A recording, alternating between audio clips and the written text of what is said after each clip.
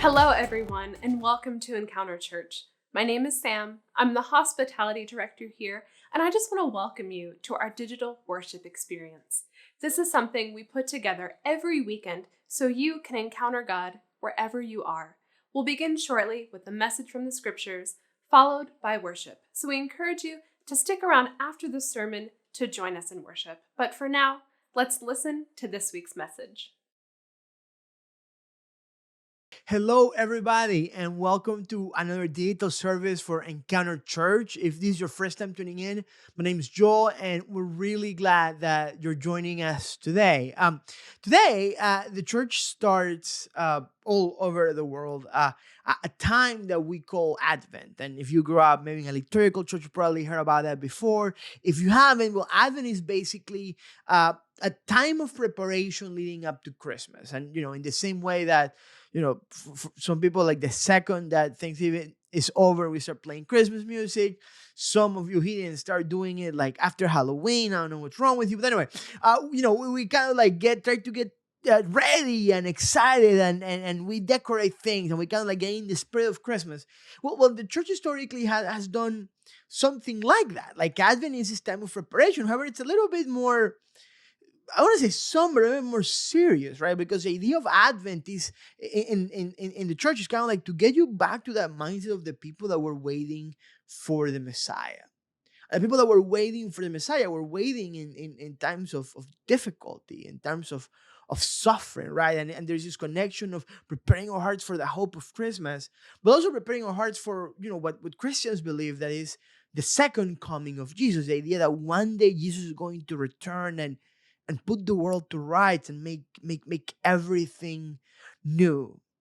And we cannot like exist in the tension between those two hopes of the first coming of Jesus and the second coming of Jesus. Now, you've been following along with us. We started a few weeks ago a series that we're calling Jesus the One and Only. And for us, it's like a years long exploration of the life and the person of Jesus. And this is like so perfect to connect with the story of Jesus, kind of like getting us ready to the birth of Jesus. So what I want to do is almost like a mini Advent series within the larger series.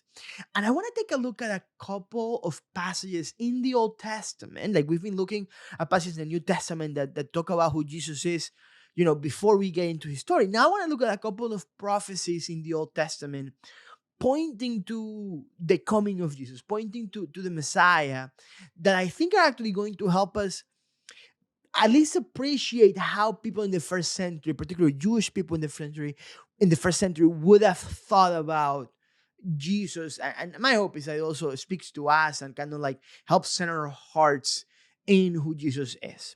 So with that, I want to read a passage in the book of Isaiah. It's one of the prophecies about the Messiah. This is in Isaiah chapter 11. I'm going to start reading on verse 1.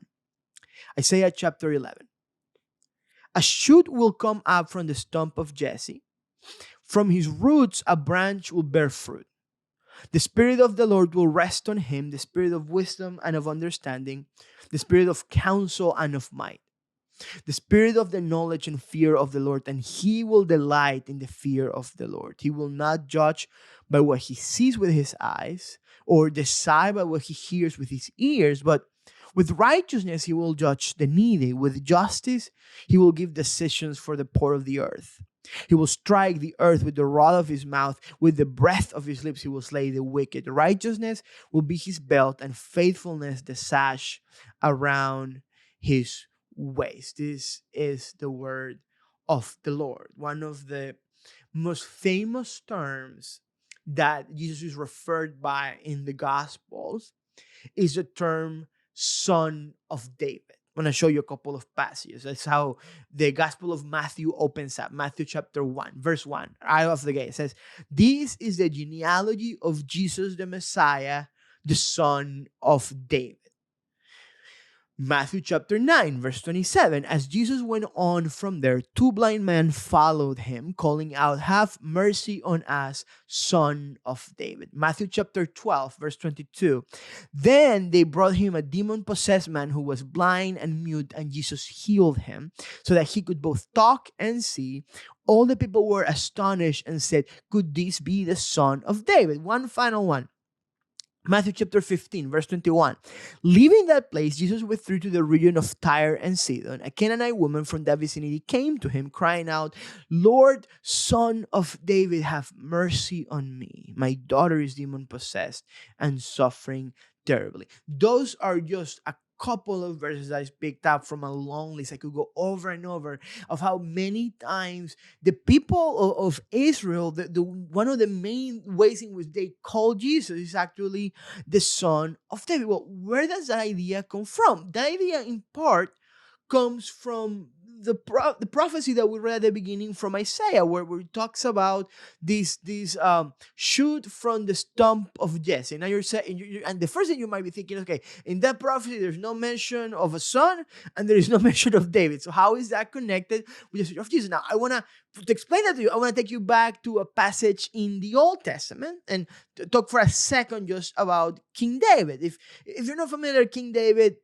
is the most famous king in the history of Israel. Even if you don't know anything about the history of Israel, you've probably heard about the story of David and Goliath. It's just a part of our vernacular. David is the second king of Israel. The first king is King Saul, and King David comes after him. King David has this kind of like Arthurian tale, which, by the way, you think King Arthur's story, there's connection between him and like how the story of David, right? It is this boy that's just a shepherd, and God chooses him to be king, anoints him to be queen. He rises through the ranks of the Israelite military, becomes one of the most successful military leaders they have, and eventually he becomes the king of Israel. And one of the things that separates him from other kings is that he was devoted to God. Even though he was not a perfect man by any means, committed a number of sins and mistakes, and God punished him for those things.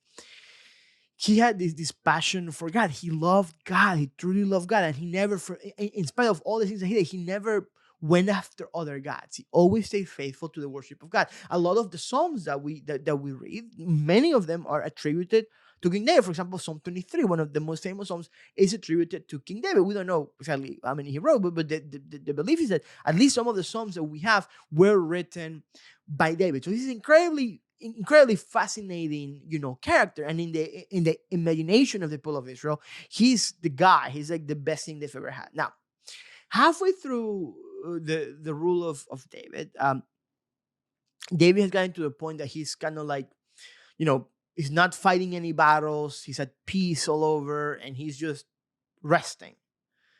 And he has this sense of like, he's built parts of Israel. He established the capital of Israel in Jerusalem, and he's built a palace for himself. And, if you remember the story of the people of Israel, God's temple, so to speak, wasn't really a temple. It was a tent. The tabernacle is a tent. And up until this point, it's still been a tent. And there's a moment that David kind of like feels good. Like, I live in this super fancy castle, and God's presence, which, I mean, he knows that God doesn't live in there, but like the Ark of the Covenant that represents the presence of God, and God's just like dwelling in a tent. So he has the idea that he wants to build a temple for God.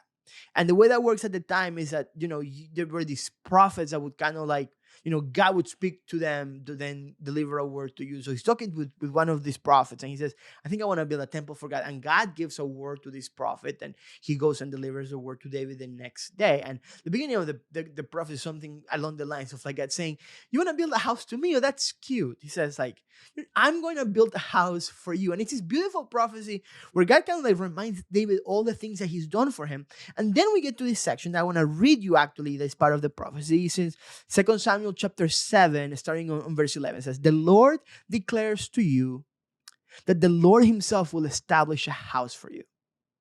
When your days are over and you rest with your ancestors, I will raise up your offspring to succeed you, your own flesh and blood, and I will establish his kingdom. He is the one who will build a house for my name, and I will establish the throne of his kingdom forever. I will be his father, and he will be my son. When he does wrong, I will punish him with a rod wielded by men, with floggings inflicted by human hands, but my love will never be taken away from him, as I took it away from Saul, whom I removed from before you. Your house and your kingdom will endure forever before me. Your throne will be established forever. David wants to build a temple for God, and God responds in this incredible way of just how God showing his generosity. It's like, you want to build a temple for me? I'm actually going to build a dynasty for you. I'm going to establish your descendants as kings of Israel forever. Now, by the time that Jesus comes into the scene, this is not the case. The people of Israel, after you know after David, he has his son Solomon, but after Solomon, the kingdom of Israel actually split into two different nations: the kingdom of the north and kingdom of the south. um, the descendants of Solomon keep control of part of the nation, particularly like the province of Judah, where Jerusalem, the capital, is, but a lot of the other tribes are controlled by other kings. Eventually, both kingdoms kind of like disappear. Like the Assyrian Empire comes and just like extinguishes the whole even concept of the nation of Israel. Is kill everybody and destroy it.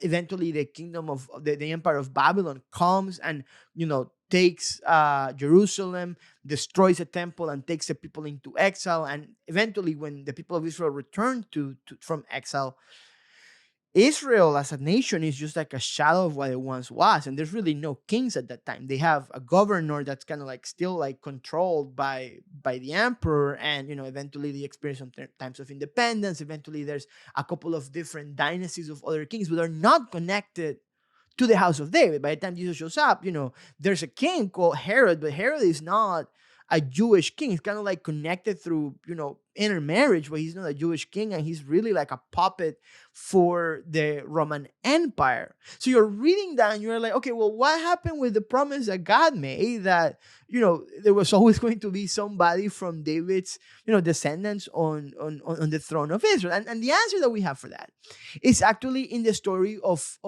David's son Solomon. So David dies and Solomon becomes king after him. Solomon becomes famous because he's the wisest king and the most wealthy king that Israel has ever had. And actually, you could say on paper, Solomon is more successful as a king than David in terms of how much land he controls, how much wealth he has. It kind of like really like takes everything and like, multiplies it to the 10th level. Now, towards the end of King Solomon, something changes in King Solomon's heart. It's like a long passage in First Kings, but basically the gist of the passage is that Solomon does the one thing that David didn't do and that God told everybody never to do, which is to go after other gods. Solomon, to kind of like establish control and alliances with the kingdoms around him, starts marrying people left and right. And that was kind of like how things worked at the time.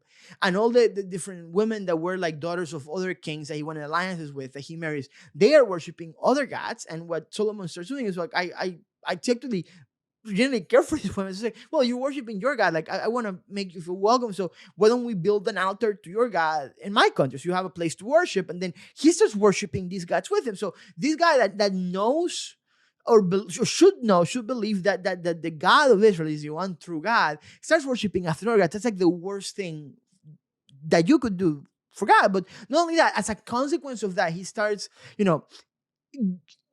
engaging in practices that are offensive to God. Things like child sacrifice, things like slavery, like all sorts of things that basically takes a nation on the wrong way. And as a consequence of that, God has this confrontation with Solomon.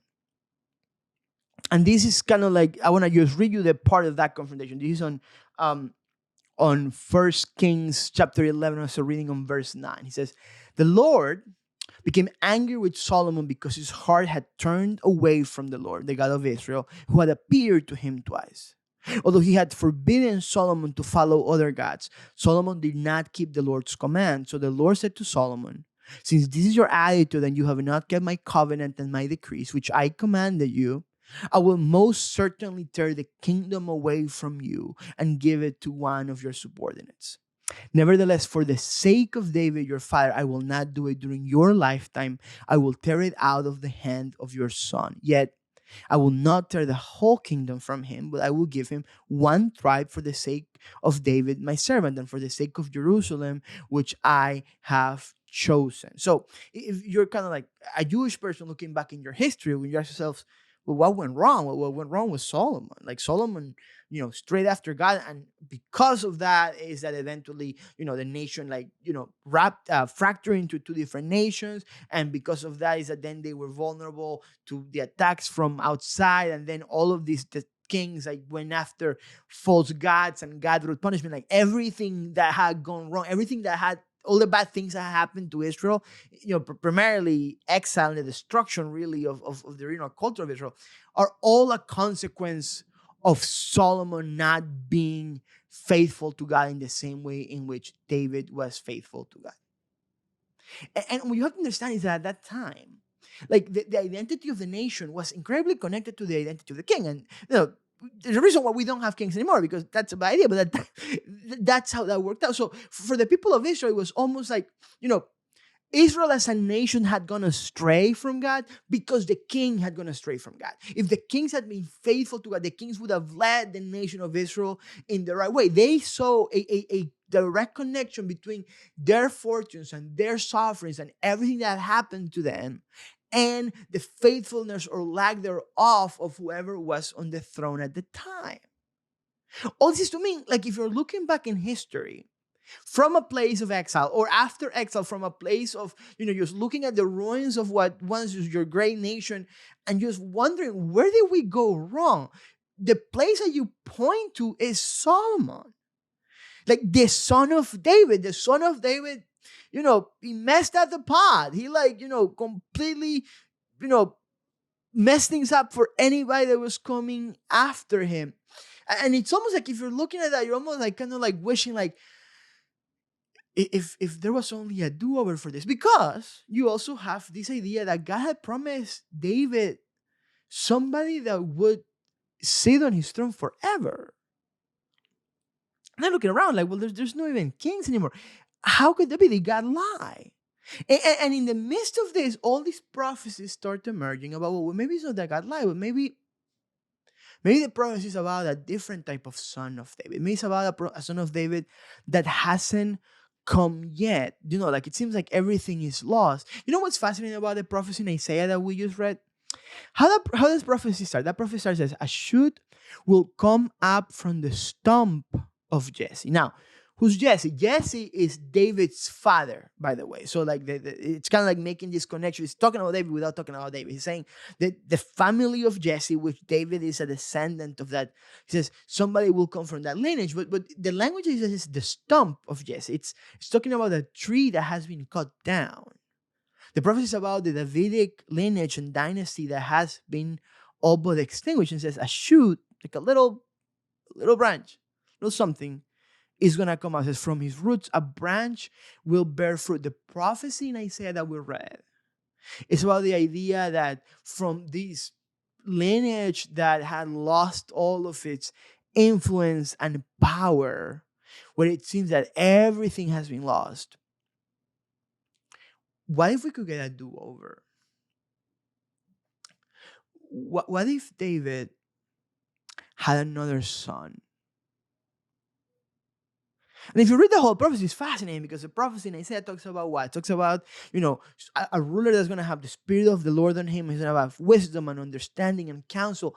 Well, in the story of Israel, who is the king that has most wisdom and the most understanding and has the best counsel? It's Solomon. Like the whole prophecy about, what if we had a do-over from Solomon, except that this king says he's going to love the Lord and love the delight in the fear of the Lord and judge right and, care for the poor and protect the weak. This is fascinating language. Right now, it's in the context of this prophecy then that the writers of the gospel start making this connection between Jesus and the lineage of David. And we see that connection on Matthew chapter 1. So Matthew, and I don't want to read you the whole thing because it would take forever, but notice how there's this straight line. It starts with Abraham to David and then to Jesus. So verse 1 says, this is the genealogy of Jesus the Messiah, the son of David, the son of Abraham. Abraham was the father of Isaac, Isaac the father of Jacob, Jacob the father of Judah and his brothers. Then jump to verse 5. Salmon, the father of Boaz, whose mother was Rahab. Boaz, the father of Obed, whose mother was Ruth. Obed, the father of Jesse. And Jesse, the father of King David. David was the father of Solomon, whose mother had been Uriah's wife. And then we get to verse 16. And Jacob, the father of Joseph, the husband of Mary, and Mary was the mother of Jesus, who is called the Messiah. So the writer is kind of like placing Jesus in the house of David. Now, there's something important here. Biologically, Jesus is not the son of Joseph. Now, the people at the time don't know that, right? Like everybody sees Jesus as the son of Joseph. So there had to be a sense in which Jesus had to be, recognized as a member of the Davidic lineage. And at that time, people know that Joseph is part of the house of David. That wasn't like an unknown thing. It's just like at that time, that didn't mean anything. It was a carpenter because there was no Davidic lineage in power anymore. But at the same time, if you read, for example, the Gospel of Luke, it also has a genealogy with completely different set of names. And a lot of people read that's like, what's going on here? And one of the theories is that actually the set of names that you find in Luke is the lineage of Mary, that Mary is also a direct descendant of David. So Jesus is both, at that time, because it was a patriarchal society, men were the ones that counted, like, even though we know that's not true, but like at that time, that's how they thought. So like Jesus needed the legitimacy of being from the house of David, from Joseph, but also the biological legitimacy of actually being a descendant of David. Now, why is this important, right? Couple reasons, right? One is that this is one of the number one, prophecies about the Messiah. The Messiah was going to be a descendant of David. This is the thing that the Jewish people were waiting for. By the way, any sort of like promised king that you've read in any story, right? Like if you're like into Star Wars, the idea of the one that's going to bring balance to the Force, if you're into the Matrix and the one that's Neo, or if you are into like Lord of the Rings and like the king that's going to turn, whatever like fantasy thing that you want to think about, right? This idea of this chosen, boy, or that is going to come and going to have like some sort of like special mythical connection to something, they're all ripping off the Bible. Like everybody's ripping off the story of Jesus. Jesus is like the prototype of the idea of the promised king. And there are two things that are interesting about how this prophecy ends up playing out with Jesus, right? Because on one side, if you think about it, Jesus kind of disappoints the people that are hoping on him as a king. And I don't say that flippantly. What I mean by that is like the promise was that a king would restore the fortunes of Israel, that he would take power and become like the political king that lives in the palace, and that he would expel all of the foreign armies and occupants of Israel, and Israel would become like this independent country. That was kind of like the main core of the promise. And actually, the reason why Jesus gets killed, one of the reasons why Jesus gets killed, is precisely because of this idea that the people of Israel start seeing him as the possible true king of the Jews. Jesus gets persecuted by Herod, and his family has to flee because they think that he is the promised king. If you read kind of like the story of Jesus' crucifixion, the reason that the Jewish leaders give to Pilate to execute Jesus is that Jesus says that he's a king. Pilate asks Jesus if he's a king, and Jesus tells him, "You have said so." But then also Jesus says, "My kingdom is not of this world." And what ends up happening is that Jesus ends up getting crucified. Now, this is where the story of Jesus kind of like takes a turn, right? Like we believe that Jesus didn't stay dead, but Jesus resurrects at the third day. And that idea of Jesus, if you think about the death of Jesus, it's a symbol of an enthronement, right? Like Jesus is given a crown of thorns. If you read one of the stories, it says Jesus is given a robe and Jesus is lifted up. It's all the image of the crowning of a king, except that he's a king that gets killed. And then the other side of that is that he resurrects. And then when he resurrects, the language that the writers of the Bible use about Jesus goes way beyond any human king. He talks about how giving him all authority over everything, of him ascending, said not to the throne of David, but to the right hand of the Father. It is this language and this image of Jesus not just being the King of Israel, but being the King of the universe, the King of everything. It's almost like, on a way, Jesus disappoints the people of Israel because he doesn't right away restore the political independence of Israel. In another way, Jesus is so much better than anything they could have ever imagined. And when we think about Jesus as our king, that's kind of like this tension that we see. We see this prophecy and these stories about the son of David. But our hope is, and our sense of Jesus as king is not just that Jesus is the descendant of David that one day will rule Israel. It's that Jesus is the king of the universe. And that's how we relate to him as king of all. And our hope is the hope that all of those promises of a king that will restore righteousness and justice and will make everything right, that those promises will come true, that one day the king will return. So when we wait for Jesus. Like the season of Advent is fascinating because in a way we're waiting for Christmas and the story of Christmas and celebrate the birth of Jesus. But in a deeper way, we are waiting. As Christians, our life is a life of Advent. It's a life of waiting for the return of the King, for Jesus to come back and make all things right. Now, I want to take just a couple of minutes to show you one more thing about this whole idea of Jesus being the son of David that I think it's important. Now, we read the passage in Matthew, right? And the passage in Matthew is about this genealogy. And on one side, what Matthew is doing is just basically trying to make this case about Jesus' legitimacy as the son of David, right? But what's fascinating about it is how he chooses to do it. So I don't want to read you the whole passage. I just want to kind of like bring a couple of interesting, parts in here. So verse 2, Abraham was the father of Isaac, Isaac the father of Jacob, Jacob the father of Judah and his brothers, right? Verse 3 says, Judah the father of Perez and Sarah, whose mother was Tamar. Verse 5, Solomon the father of Boaz, whose mother was Rahab, Boaz the father of Obed, whose mother was Ruth, Obed the father of Jesse, Jesse the father of King David, David was the father of Solomon, whose mother had been Uriah's wife, Solomon the father of Rehoboam, Rehoboam the father of Abijah, Abijah the father of Asa, and then eventually we get to Joseph. You know what's interesting about some of the names that I've read you? That the genealogy of Jesus is a genealogy filled of very colorful, interesting characters.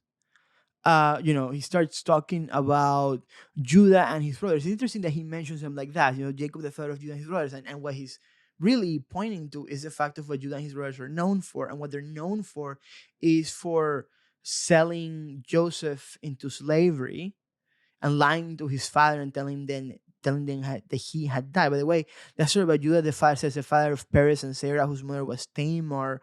That whole story is a story. It's a weird story about sort of like incest. Like Tamar was the wife of Judah's sons, that one of Judah's sons who died, and it's a whole really just weird, bizarre story. At some point in verse 5, he talks about someone says the father of Boaz, whose mother was Rahab. Rahab was a sex worker in Jericho who, helps the Jewish spies, and because of that she survives, and then eventually she becomes part of this family. Ruth is not even a Jewish woman. Ruth is a woman from a different lineage, and she had married a Jewish man, and her husband had died, and eventually she ends up becoming a part of the family of Boaz, and ends up becoming the grandmother of David. And when trying to tell you that, and then the most interesting part is that he keeps going. He says, Solomon the father of Solomon, who David was the father of Solomon, whose mother had been Uriah's wife. Well, that story is about how David basically takes advantage of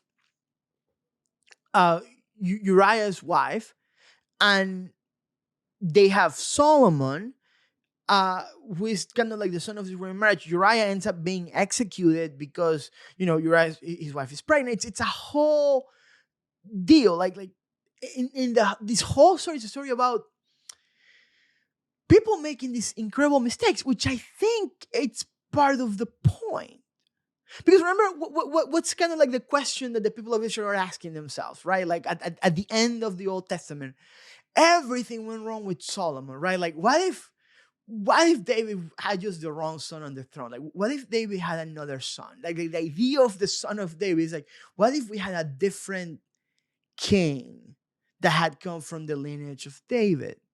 Now, you might not be like of a powerful, influential family and, wishing, hey, what if our ancestors, had been different? But I think that we ask ourselves this question a lot. When I was a kid, this is nothing, not something I'm proud of. When I was a kid, my first year of high school, I went to this school with a lot of very wealthy people. And I hated it. It was the worst year of my life. I was bullied. It was just awful because my family wasn't that wealthy. My dad, worked at the bank. We had like middle class, but it was a bilingual school. And my dad really strongly believed that I should learn English. So he kind of like made like a financial effort to send me there, right? But what I realized as soon as I went to school is I didn't belong there. That there to be accepted, to be welcome, like you had to have the right last name and the right color of skin, and know the right people and go to the right parties. Like it was just this completely different world of rich people that I honestly didn't belong to. And I remember like this resentment being born in my heart towards my dad, basically for him not being rich like them, which is something that to this day I feel terrible about. Like that, if you're looking at this, I'm really sorry I was such a bad kid. I remember I have this memory of one day saying like, I wish I had been the son of like whoever was the richest person at the time, and I cannot imagine how that must have hurt my dad's heart. But at the core of that, what's there is this idea like, man, I wish my life was different. I think that if somebody before me had made different choices, my life would be different. If my dad had been wealthier, my life would be different. His great grandparents had been wealthier, my life would be different. And just think that a lot of us think like that, don't we? And a lot of us think like that with reason, because things happen in our families that have affected our lives today in terrible ways. Maybe a parent, maybe a mother, an uncle, an aunt, a grandfather, and our families are kind of like marked by the mistakes of these people. And part of us is like, what if they had made different choice? What if they had another son? So sometimes it's our life, right? Sometimes it's like we've made them mistakes in the past, and we did everything to be able to go back and like not talk to that person, or not go home with her, or not go home with her that night, or like to say no to that thing, or to like say yes to a thing. Like we live these lives of regret of the past. Like the story of Israel at that point is a story of regret about the past, the longing for a new for another son of David. It's a look back at their history, and mistake after mistake after mistake that had been made, and wishing that people could go back. I sometimes I tell this story from this little classified I read once, from a movie called Safety Not Guaranteed. I don't know if you've ever heard it. It's like the little classified says, wanted somebody to go back in time with me. This is not a joke. In this PO Box 322 Oakville, California. You get paid after we get back. Must bring your own weapons. Safety not guaranteed. I have only done this once before. And the story is basically like they're running this newspaper and they run out of space, and they have to put something in the space. So the guy makes up these two fake classified ads. One was like looking for a girlfriend, and the other one was about time travel as a joke. But he uses an actual PO box from a PO box that he had, forgotten about. And he's in mind, like, just natural instinct is to put the right thing. The little magazine goes out, and he starts getting tons and tons and tons of letters to his PO box. And some of the letters are kind of like people joking about, yeah, I'm bringing the DeLorean. It's like, they're in the joke. But then in an interview that he gives, he says this: but many letters came from people who wanted me to correct a past tragedy. Dozens in prison asked me to go back in time and talk them out of committing the crime that put them away. Others, and not a few, were from people who begged me to go back and save a loved one from a tragic death. Those letters were so heartbreaking, I almost couldn't read them, and I felt a certain amount of shame for not anticipating the false hope I placed in so many hearts. the reason I'm reading you the story is because I think that it's part of the same aching that the people of Israel have in the end of the Old Testament before Jesus comes into the scene. Of looking back at their lives and all of the historical regrets that they have as a nation from the mistakes of other people and from their own mistakes and all of the suffering that comes from that. And so many of us live like that. And so many of us actually kind of like hold it against God. Like, God, where were you when my dad did this? Where were you when my mom did this? Where were you when our grandparents did this thing that kind of like set our family in this trajectory? Where were you where my ex-husband did this? Where all of these things, like we live with this weight and this longing sometimes for a different life. What if David had another son? What if things were different? And I'll tell you this, I don't know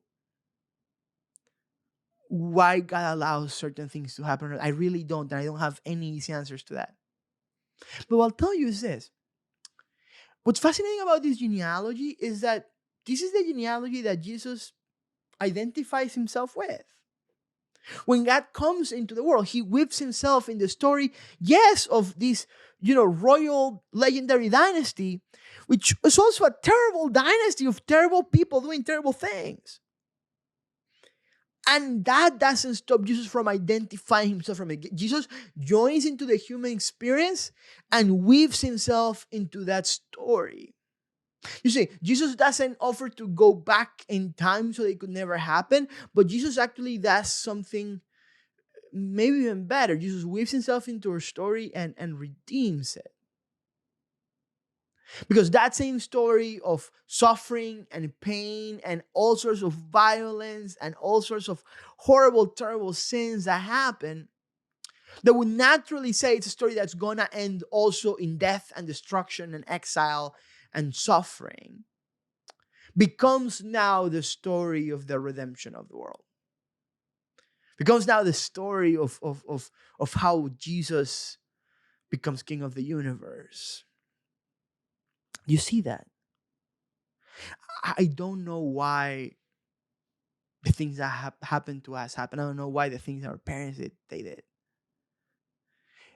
But the answer that Jesus seems to give to us is not an explanation of why it happened, but it's a joining in solidarity. It's like Jesus saying, listen, now Jesus makes that his story. But that means that Jesus can sit next to us and say, listen, that terrible thing that happened in your family that's affected your life,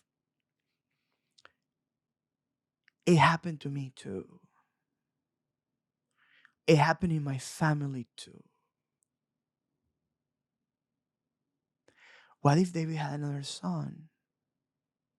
You see, the promise of Jesus, the invitation of Jesus, the hope of Jesus. It's not only the hope of, of a coming king that will fix everything, which is the most beautiful hope. By the way, I don't want to minimize it. It's also the particular hope that Jesus wants to weave himself into our stories and redeem them and give them a different future and give them a different ending. The other day I was on Twitter and somebody, it's a pastor, like the husband of a writer, and I was just following him, and he just tweets this thing. He says, like, his wife was talking about Thanksgiving and what's not, and talking about like one of their young children, and he says in his tweet, he says like, my brother-in-law said the other day to me, he says like, I see your son and I imagine that's what you would have been that at that age if you had grown in a healthy, functional family.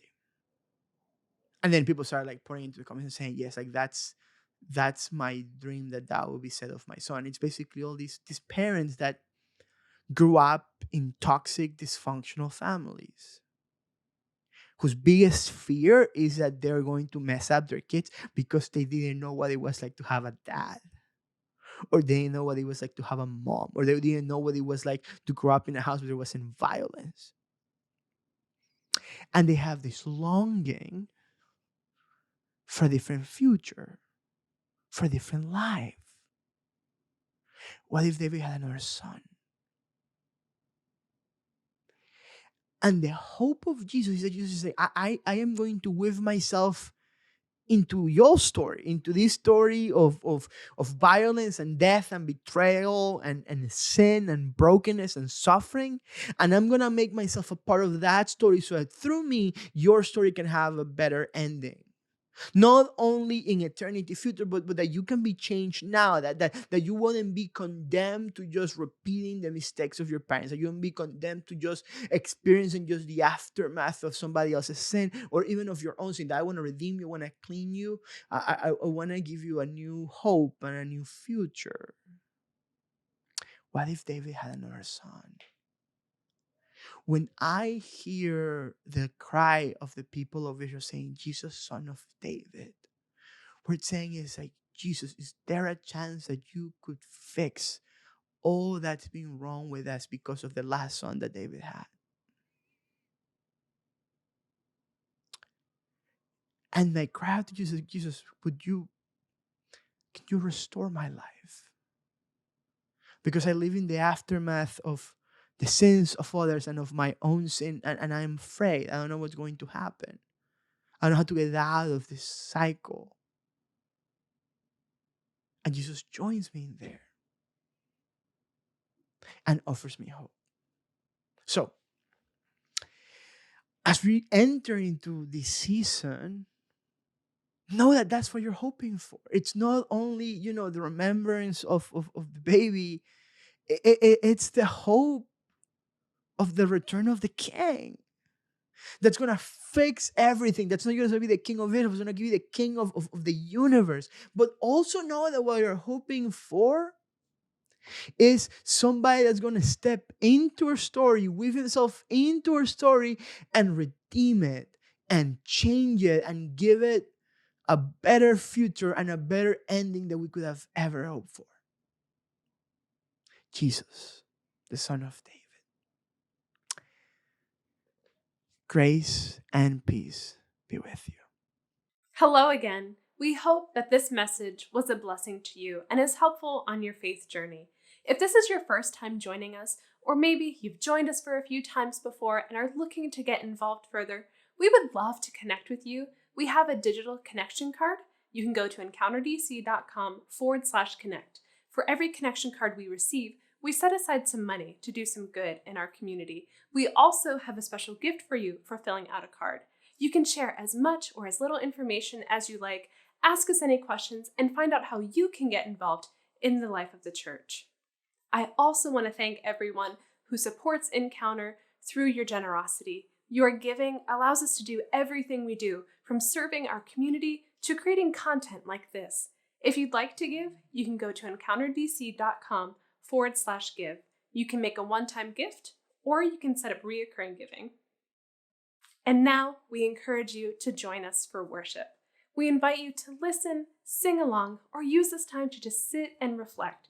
Our hope is that you can experience God's presence during this time. So if you will, please join us in worship.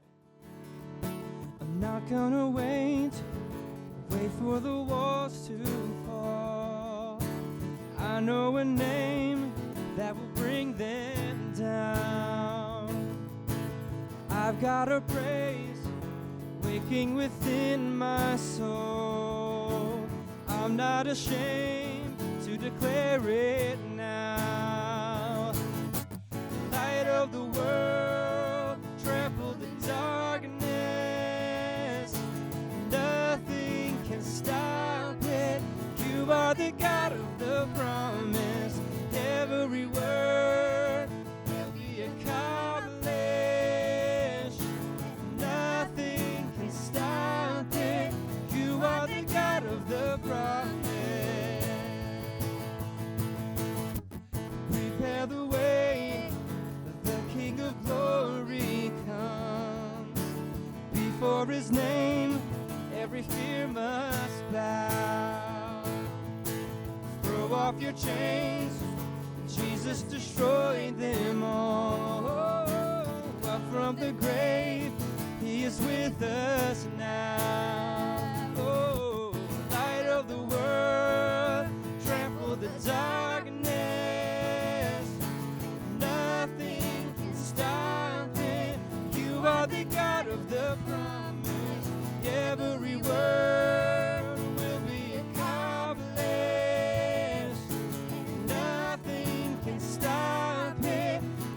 are the God of the promise.